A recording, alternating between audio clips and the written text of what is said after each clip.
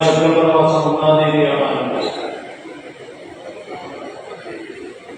എതിരാളികളെയും രാഷ്ട്രീയ മിത്രങ്ങളെയും എല്ലാം ഒരേപോലെ അപലപിക്കുന്ന തരത്തിലാണ്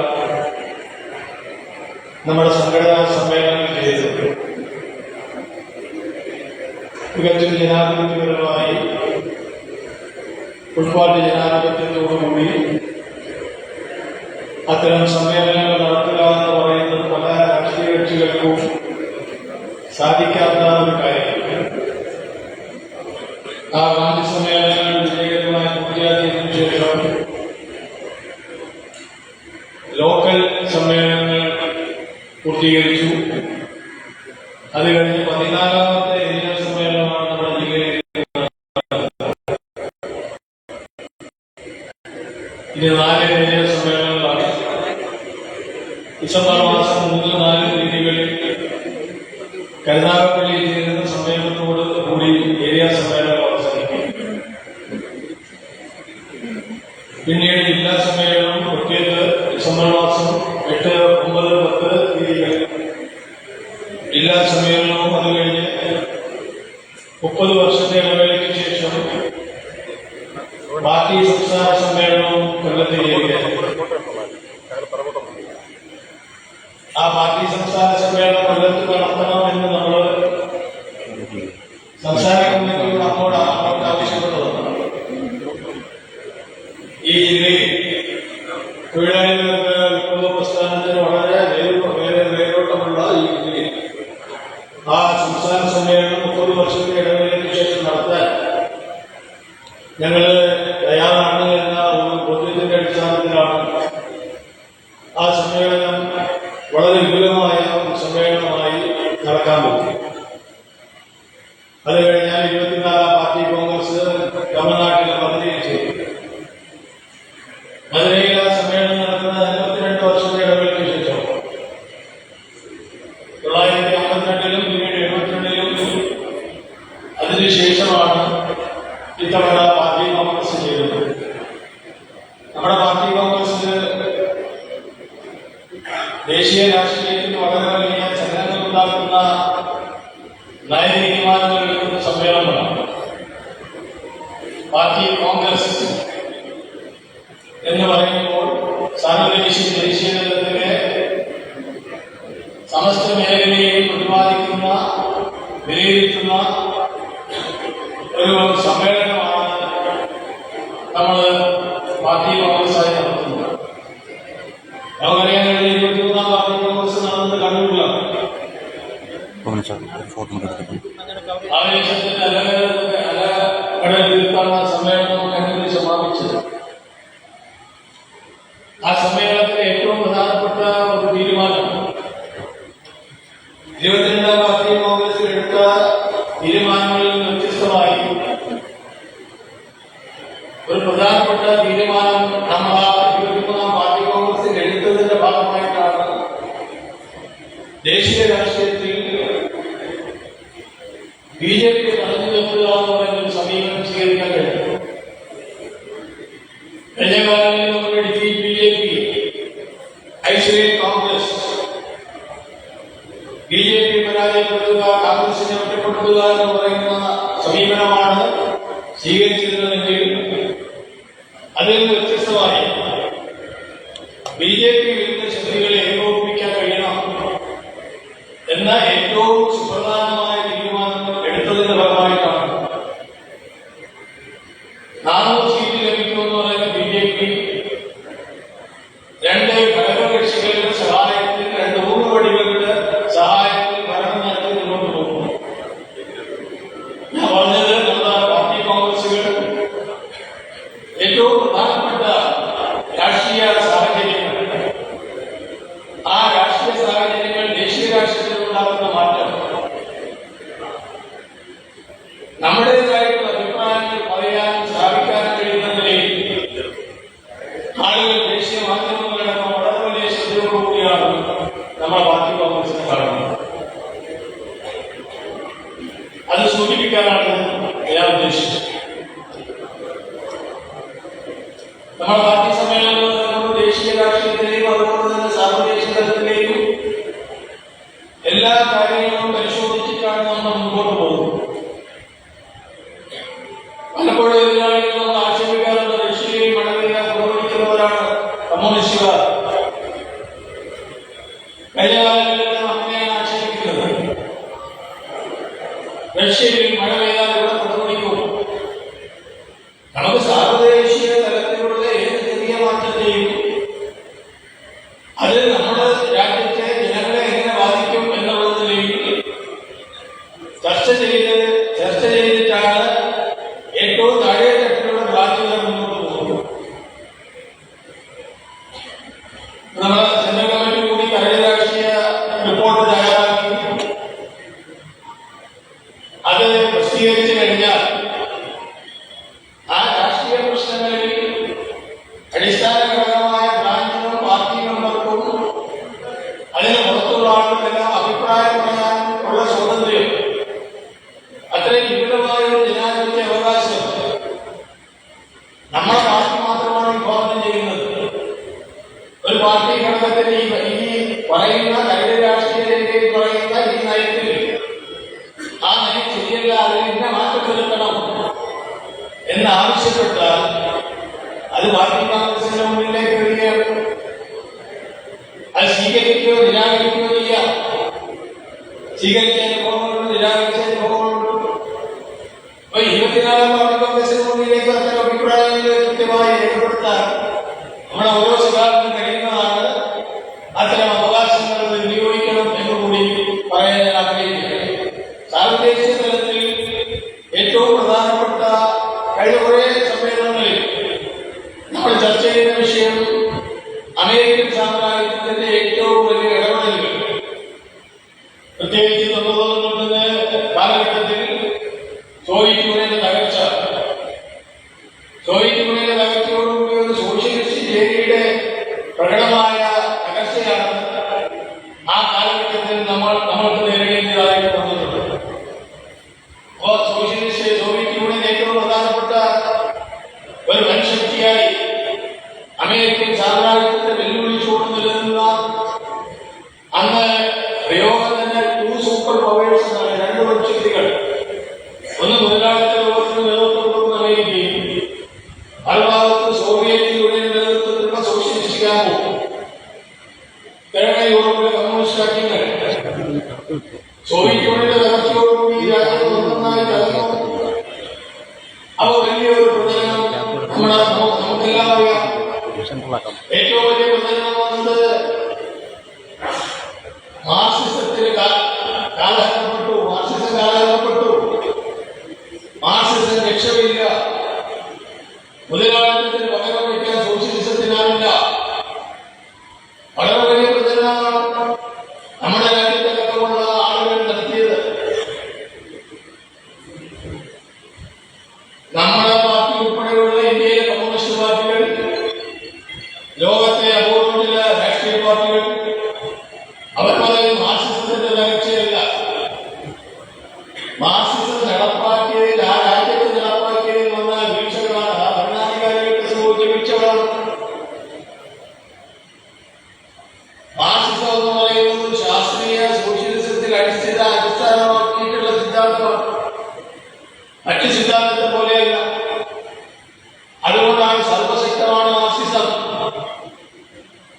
സത്യമാണെന്നതിനാൽ സർവശക്തമാണ് മാർക്സിസം. ഓരോ വിഷയത്തെയും മാർക്സ് അഭിനന്ദിച്ചിട്ടുണ്ട്. ഇപ്പൊ നമ്മുടെ പരിസ്ഥിതിയുമായി ബന്ധപ്പെട്ട പ്രശ്നം ആ കാലഘട്ടത്തിൽ തന്നെ മാർക്സ് പറഞ്ഞത് ആഗോളതാപനവുമായി ബന്ധപ്പെട്ട പ്രശ്നങ്ങൾ, വൈരുദ്ധ്യങ്ങൾ, ഓരോ പ്രശ്നങ്ങളിലുള്ള വൈരുദ്ധ്യങ്ങൾ.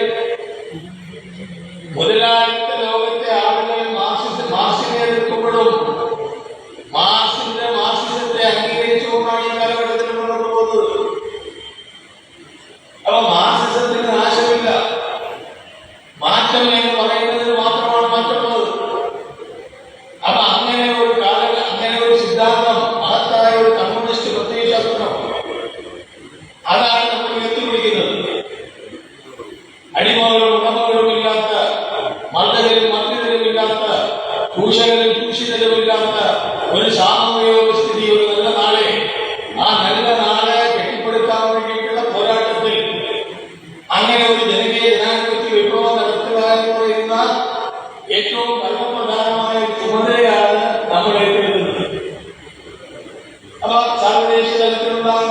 കാര്യങ്ങൾ നമ്മൾ പരിശോധിക്കണം. ഇന്നത്തെ കാലത്ത് സോവിയറ്റ് യൂണിയൻ തകർച്ചയ്ക്ക് ശേഷം അമേരിക്കൻ സാമ്രാജ്യത്വം ലോക പോലീസുകാരത്തിലൂടെയാണ് അമേരിക്ക നിൽക്കുന്നത്. ഏത് പ്രശ്നത്തിൽ ഒരു പ്രശ്നവുമില്ലാത്തൊരു രാജ്യം, സമാധാനപൂർണമായ ജീവിതം നയിക്കുന്ന ഹാപ്പിനെസ് ഇൻഡെക്സിൽ ഒന്നാമത് നിൽക്കുന്ന ഒരു രാജ്യമാണെങ്കിലും അമേരിക്കൻ സാമ്രാജ്യത്വം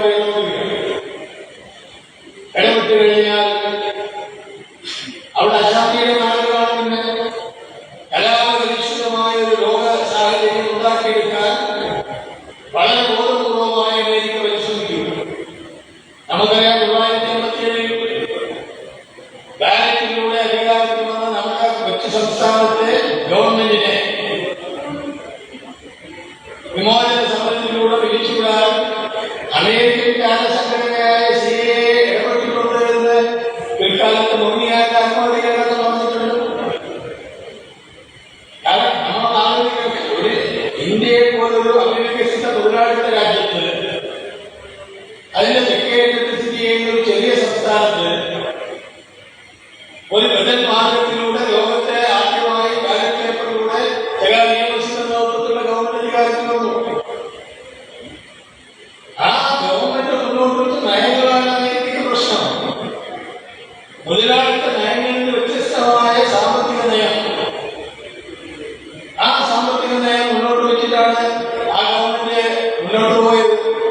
അപ്പൊ അതിനെ പിരിച്ചുകൂടാൻ ആവശ്യമായ നടപടികൾ സ്വീകരിക്കാൻ അന്നത്തെ അമേരിക്കൻ രാജസംഘടനയുടെ നേതൃത്വത്തിൽ ശ്രമം നടത്തി.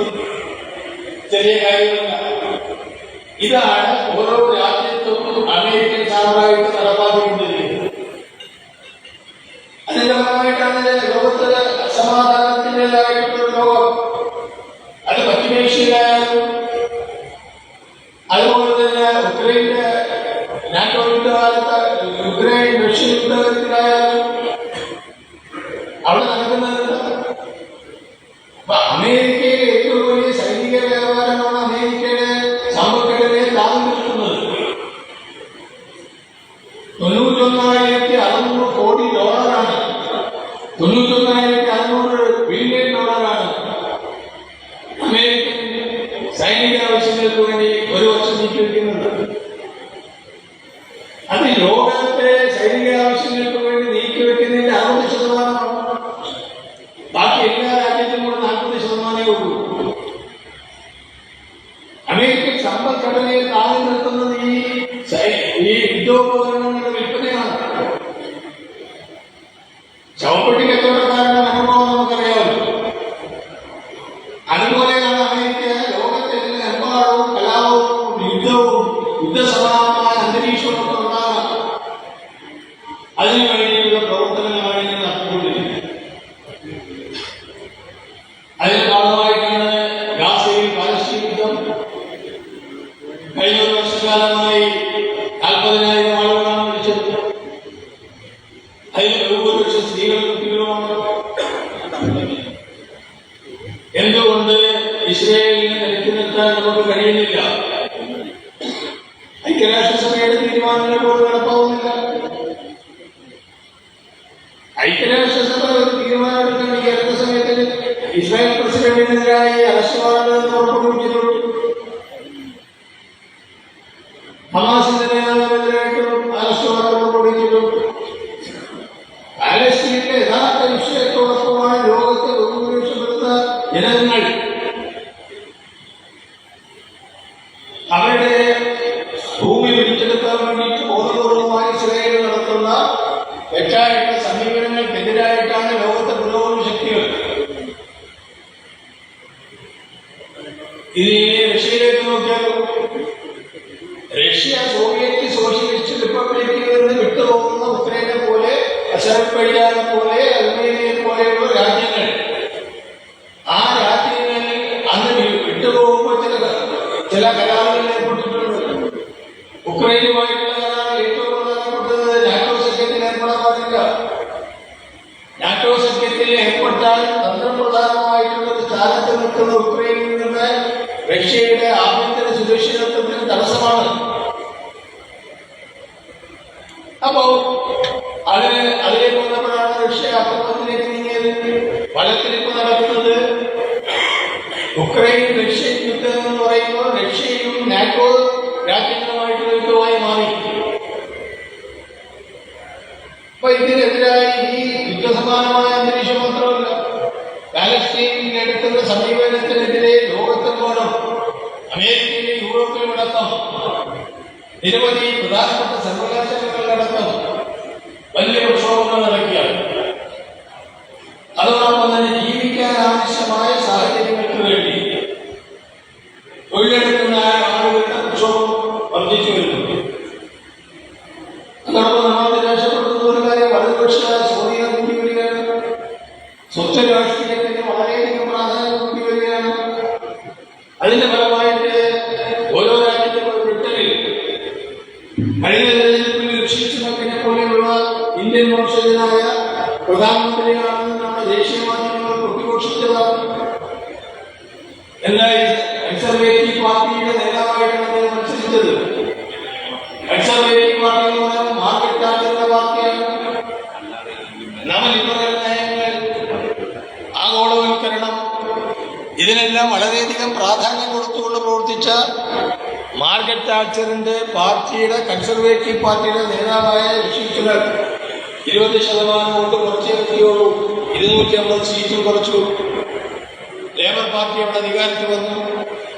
ലേബർ പാർട്ടി അധികാരത്തിൽ വരുമ്പോൾ എന്താ സംഭവിക്കുന്നത്? ലേബർ പാർട്ടിക്ക് പഴയ ഒരു ലേബർ പാർട്ടിയുടെ നിലയിലേക്ക് മുമ്പോട്ട് പോകാൻ കഴിയുന്നില്ല.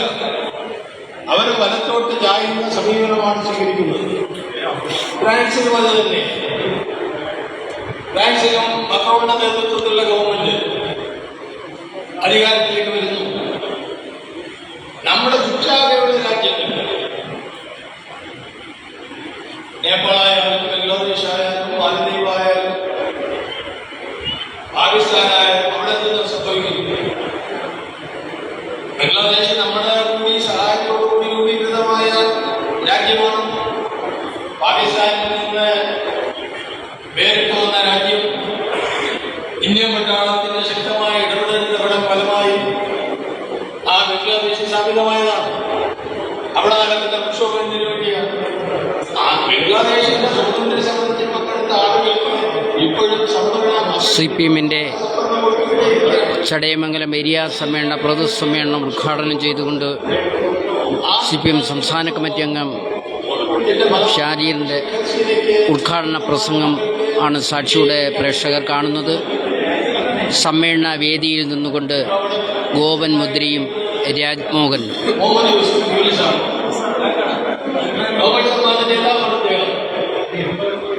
സാമ്പത്തികമായി ദരിദ്രരുടെ രാജ്യമായ ബംഗ്ലാദേശിനെ മൈക്രോ ഫിനാൻസ് എന്ന് പറയുന്നത്